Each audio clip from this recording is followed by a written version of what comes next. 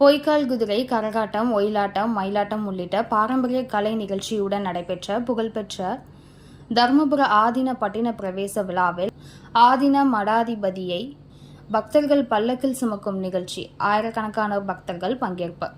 மயிலாடுதுறை மாவட்டம் தர்மபுரத்தில் 15ஆம் நூற்றாண்டை சார்ந்த சைவ ஆதீன மடம் அமைந்துள்ளது. இந்த மடத்தின் ஆதீன குரு முதல்வர் குருபூஜை விழா மற்றும் ஞானபுரீஸ்வரர் ஆலய வைகாசி பெருவிழா கடந்த 20ஆம் தேதி கொடியேற்றத்துடன் தொடங்கியது.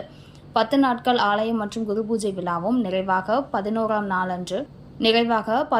நாளான நேற்று ஆதீன மடாதிபதியின் பட்டின பிரவேசம் நிகழ்ச்சி நடைபெற்றது.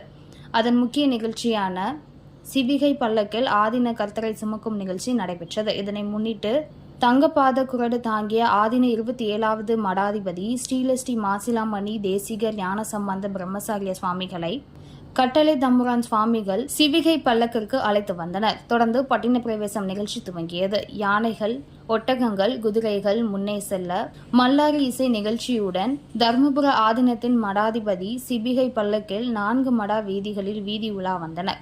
பக்தர்கள் மற்றும் பாதம் தாங்கிகள் வெள்ளி பல்லக்கில் அவரை அமர்த்தி பல்லக்கை சுமந்து வந்தனர். நாடு முழுவதும் இருந்து வந்திருந்த பல்லாயிரக்கணக்கான பக்தர்கள் நிகழ்ச்சியில் பங்கேற்றனர்.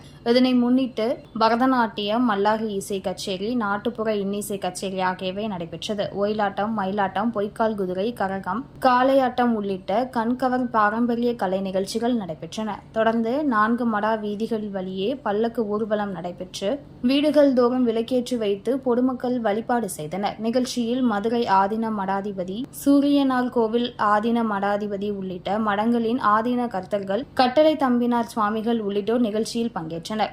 பட்டின பிரவேசம் நிகழ்ச்சியை தொடர்ந்து ஆதீனத்திற்கு மீண்டும் எழுந்தருளிய மடாதிபதி ஸ்ரீலஸ்ரீ மாசிலாமணி தேசிகர் ஞானசம்பந்த பிரம்மசாரிய சுவாமிகள் கெரளு காட்சி நடைபெற்றது. நாடு முழுவதும் இருந்து வந்திருந்த ஆயிரக்கணக்கான பக்தர்கள் இந்நிகழ்ச்சியில் தரிசனம் செய்தனர். நிகழ்ச்சியை முன்னிட்டு மாவட்ட காவல்துறை கண்காணிப்பாளர் திருமதி மீனா தலைமையில் 250 காவல்துறையினர் பாதுகாப்பு பணியில் ஈடுபட்டிருந்தனர். இத்தகவலை நமது செய்தியாளர் தாரிக் அணி மயிலாடுதுறை மாவட்டத்திலிருந்து தெரிவித்துள்ளார்.